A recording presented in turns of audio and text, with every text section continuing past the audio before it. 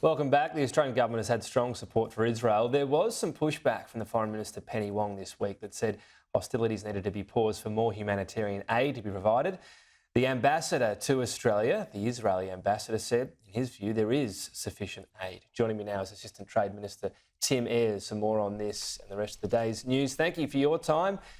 What did you make of this? The ambassador seemed a bit perhaps put off by what he saw. I don't know, is it wavering support? Is there a caveat on Australia's support now for Israel?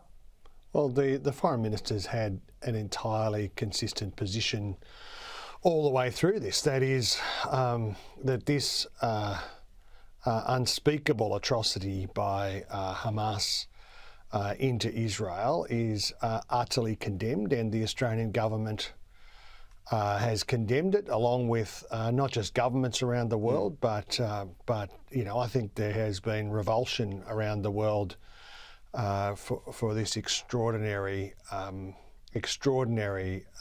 attack on civilian life by Hamas. And the government has asserted, along with governments around the world, that Israel has a right to defend itself.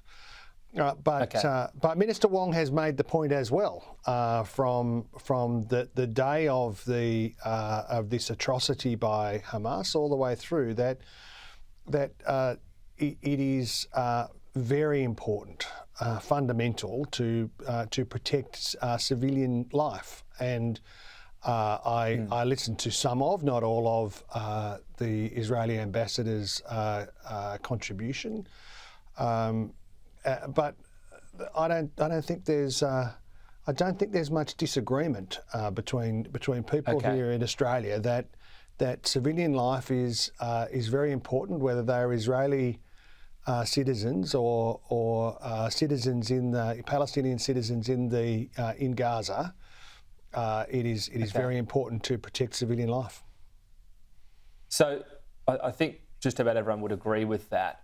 Where is the bar set, though, for Israel? Because it appears as though what has happened in the past is happening again, that Hamas makes a lot of their targets, that they're around civilians, whether that's deliberate, whether they make them stay there or whatever it might be. Meaning if Israel want to strike at Hamas military targets where rockets are being fired, there inevitably will be civilian casualties.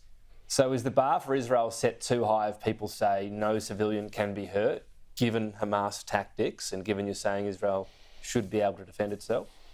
Well, these are very challenging circumstances. And what the Australian government is saying, and President Biden has said, and senior officials in the United States have made clear, and countries around the world have been made clear, is that it is very important that civilian life is protected. Now, these are very challenging and very grim circumstances, and I'm not going to sit here in a television studio and pretend to make predictions about what is going to happen in the future. But just say, as a matter of principle, that's what should apply.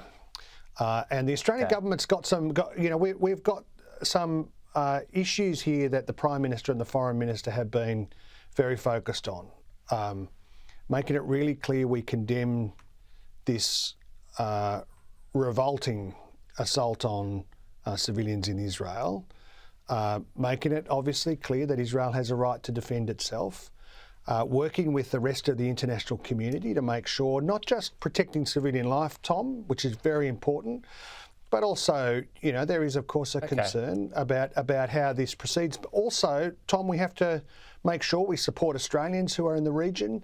And finally, of course, making sure that we maintain social cohesion in Australia. And words matter. And the way that all of us conduct ourselves in this discussion really does matter. And I think the government has been doing a very careful job of making sure that all of those issues are attended to. Only a minute left in the program, so you'll need to be direct here, but I know that's right in your wheelhouse, Senator. What about a fuel excise cut right now? Given inflation and given fuel's a big driver of it, and we've got another war probably spiking prices, is it a good time to at least consider that? Well, we don't make tax policy on the run, Tom, not here on Sky, not as a government. Our 10-point plan to attack the cost of living has been effective. In the Treasurer's announcement yesterday, electricity prices have gone up by around 6%. That's putting pressure on families, but they would have gone up 18.6% without the Albanese government's cap on, measures on electricity and gas. Childcare prices have reduced very significantly for Australian households. The cost of medicine has gone down. I'm not pretending. Okay, so I'm not pretending that there is. What about petrol? There is not pressure on. As a consideration. Well, we are not making policy on the run. We have got a serious suite of measures out there that are having a real impact for Australian families, and our budget settings are all about keeping downward pressure on inflation and on interest rates. All right, which maybe that could do. Anyway, I'll try again next time. Senator, appreciate your time today. See you later.